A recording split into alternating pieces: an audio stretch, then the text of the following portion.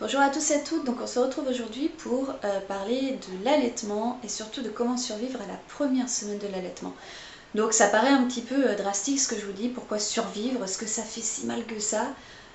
Alors oui et non, c'est-à-dire que pour mon premier, Léo, je n'ai absolument pas eu de douleur, je n'ai pas de souvenir d'avoir galéré avec l'allaitement, alors qu'avec mon Marco, le numéro 2, la première semaine a été vraiment très très difficile pour moi.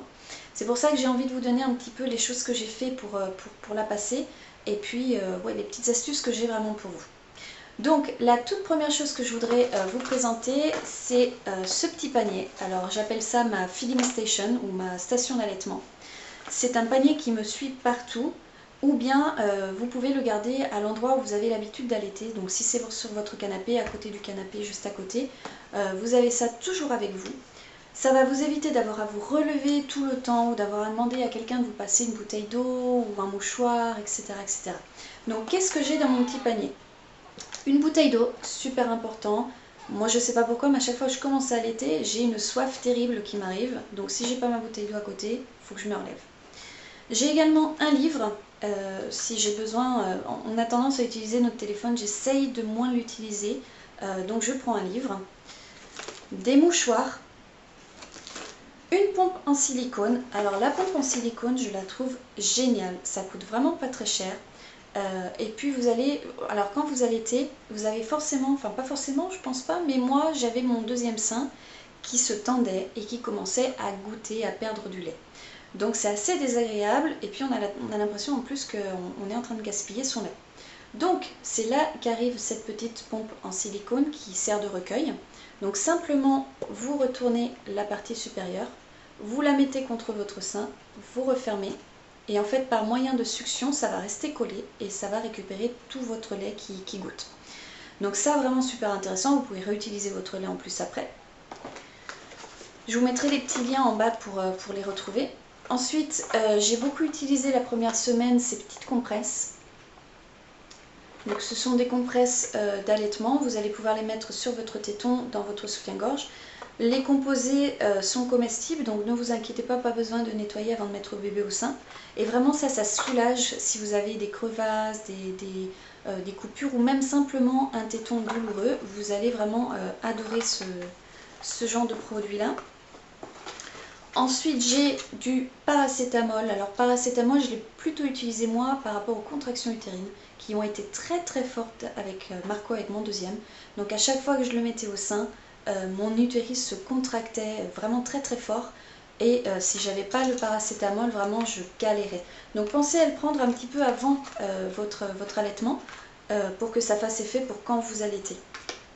Donc pensez, les contractions utérines c'est tout à fait normal, c'est en fait votre utérus qui reprend sa place et quand vous allaitez, ça le stimule. Ensuite j'ai un petit lange, toujours si bébé régurgite ou peu importe, c'est très intéressant d'avoir un petit lange à la main. Un petit calepin, un petit livre pour prendre des notes. On a toujours des listes à faire ou des idées qui nous traversent l'esprit ou des choses qu'on a envie de commenter à quelqu'un d'autre. Si on n'a rien sous la main pour écrire, des fois ça peut être gênant.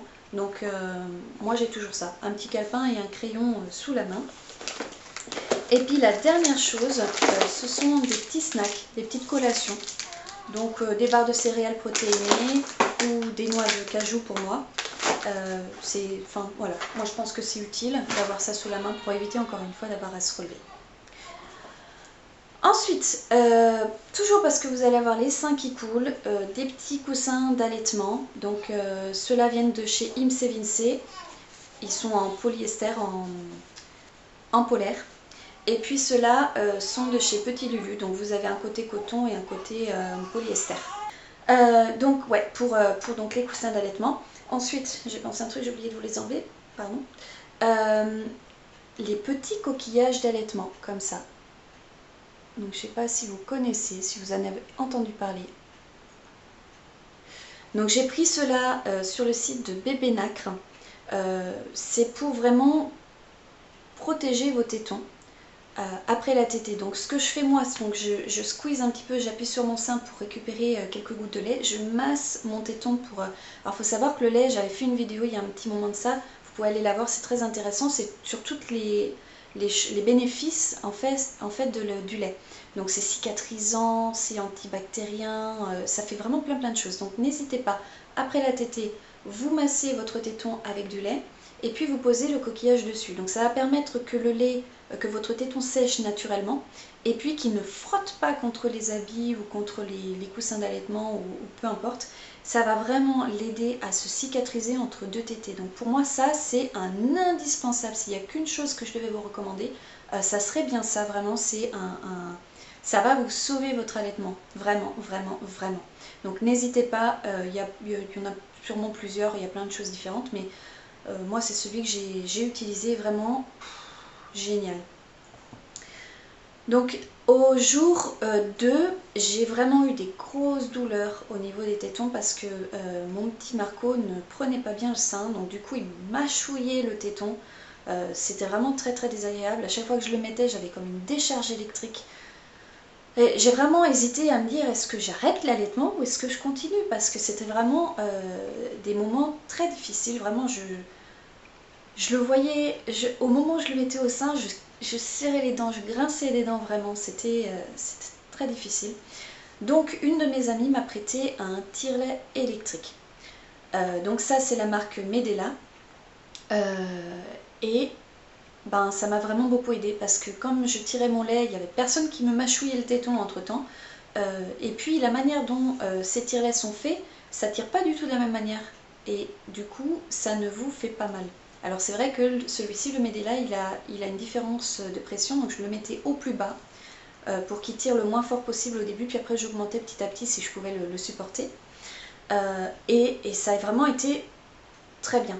Alors c'est vrai qu'il y a un petit problème à ça, c'est que quand vous allaitez, il y a de fortes chances que votre bébé soit confus entre le sein et le biberon. On l'entend beaucoup, mais on a du mal un petit peu à le croire, enfin on ne veut pas l'écouter. Moi ça m'est un petit peu arrivé, donc ça m'a paniqué. Ma sage-femme m'a dit, mais est-ce que tu serais prête à arrêter l'allaitement? Et je me suis dit non. Elle m'a dit, je te conseille vraiment de ne pas donner le biberon pour l'instant, c'est trop tôt, attends au moins la semaine 2. Et elle m'a recommandé vraiment fortement de donner le sein le plus possible, voire si possible exclusivement. Mais vraiment, quand on passe par un moment où on galère et que c'est vraiment très douloureux, ben, on peut quelquefois ne pas le faire. Je me suis dit, mais zut, qu'est-ce que je fais? Parce que j'ai l'impression que si je passe pas un petit peu le temps que mes tétons s'améliorent avec le biberon, je vais pas pouvoir survivre. Donc, on m'a proposé, une de mes amies toujours, m'a parlé donc, de ces biberons-là, les Neubie. Donc ça c'est un flot extrêmement lent, donc c'est vraiment un spécial parce que le problème aussi des biberons c'est que le lait leur rentre dans la gorge très rapidement et du coup ben, quand il retourne au sein c'est tellement lent, c'est tellement chiant qu'ils ne veulent plus y retourner en dehors de la texture. Donc les Neubie, enfin celui-ci en l'occurrence, il a la tétine qui est très longue et il y a des petits, enfin ça ressemble en fait beaucoup au sein de la maman, la manière dont c'est fait. Et puis comme je vous disais, c'est un flux qui est très lent. Donc ça fonctionne bien vraiment par rapport à la ressemblance du sein. Mais même avec ça, il faut quand même utiliser une technique qui s'appelle le pace feeding. C'est-à-dire que vous avez bébé très droit et vous lui donnez le biberon comme ça. Alors on a toujours peur qu'il y ait de l'air qui rentre dans le ventre de bébé.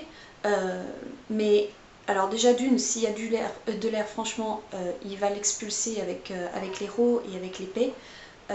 Mais c'est un risque à prendre de toute manière parce que sinon le retour au sein va se faire vraiment difficilement. Donc bébé est bien droit et vous lui donnez comme ça, perpendiculairement au visage, vous lui donnez le lait et comme ça lui il va vraiment devoir sucer comme si c'était un sein et le mouvement va se paraître très similaire. Donc ça, c'est ce que j'ai utilisé. J'avais les biberons de chez Mam, qui sont très bien aussi, mais c'est vrai que le problème, c'est que le flux était un petit peu plus élevé. Et du coup, c'était un petit peu plus risqué. Il avait vraiment du mal à retourner au sein, donc j'ai évité. Et puis, la dernière chose dont je voulais vous parler, enfin peut-être pas la dernière chose, mais une chose importante, c'est le tire-lait manuel. Donc celui que j'ai moi, c'est celui de Mam. J'en avais un autre avant qui s'est cassé dans le transport. Donc j'ai racheté celui-ci, c'est la nouvelle version, qui est mieux, franchement mieux que l'ancienne version. Pour les mamans qui n'ont pas forcément les moyens d'acheter un tire-lait électrique, et si vous n'avez pas quelqu'un pour vous en prêter un, Franchement, le tire-lait MAM manuel, il est... Alors c'est le seul que je connais, donc c'est celui dont je parle, mais vraiment, il est absolument topissime. Très simple d'utilisation, on ne prend pas forcément beaucoup de temps pour tirer son lait. C'est un petit peu surprenant, pourquoi? Parce que quand c'est manuel, normalement ça prend plus de temps. Beaucoup plus accessible financièrement qu'un tire-lait électrique. Et puis ça peut vous aider aussi beaucoup pour soulager en attendant, pour donner le lait à bébé. N'oubliez pas également de masser vos seins avec de l'huile pour les aider un petit peu parce qu'ils vont constamment grossir à chaque fois. Donc ils se chargent de lait, puis après bébé prend, donc ils se rétrécissent. Donc vous allez avoir des risques d'avoir des vergetures. Donc n'hésitez pas à utiliser de l'huile bio, puisque comme ça vous n'avez pas besoin de nettoyer votre sein pour donner à manger à bébé avant. Donc vous pouvez directement mettre bébé au sein même s'il y a de l'huile dessus. Et puis, encore une fois, utilisez votre lait pour masser les tétons. Un truc super important, la première semaine, ne vous embêtez pas, demandez à vos amis s'ils vous demandent qu'est-ce qu'ils peuvent vous offrir, qui vous apportent des plats préparés, franchement, qu'ils cuisinent pour vous et qui vous donnent à manger. C'est le mieux parce que vous allez passer tellement de temps avec votre bébé à le nourrir, à vous en occuper, que vous n'allez absolument pas avoir le temps de cuisiner. Et vous devez manger sainement, bien évidemment, manger en quantité, manger régulièrement. Donc l'idéal, c'est quand vos amis vous cuisinent, vous donnent à manger, enfin vous apportent les plats, disons, et que vous avez juste à les réchauffer et à les manger en temps voulu. Donc pensez bien à ça. Moi ça m'a aussi énormément aidé parce que sinon je pense que je me serais affamée et j'aurais pas tenu le coup, c'est encore une chose.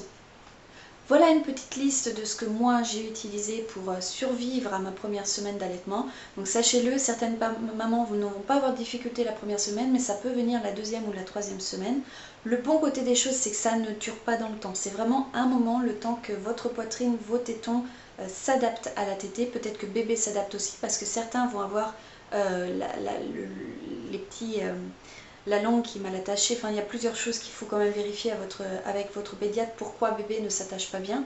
Moi je l'ai emmené aussi chez un ostéopathe qui a fait des petits exercices qui lui a permis de bien s'attacher. Donc le temps que bébé s'adapte, que votre corps s'adapte à l'allaitement, ça ne dure jamais très longtemps, c'est généralement maximum une semaine, j'ai envie de vous dire. Et après ça passe et ça devient un pur plaisir. Donc n'hésitez pas à utiliser ces petits conseils-là qui vraiment fonctionnent bien. Si vous avez des questions ou si vous avez d'autres conseils à donner aux mamans, n'hésitez pas à les laisser en dessous de cette vidéo-là. J'y répondrai avec grand plaisir. Et si vous avez apprécié cette vidéo, n'hésitez pas à mettre un petit pouce bleu vers le haut. Voilà, ciao ciao!